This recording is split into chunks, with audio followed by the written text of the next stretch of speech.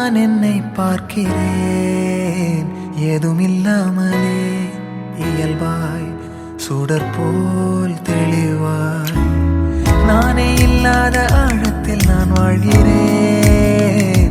கண்ணாடியாய் பிறந்தே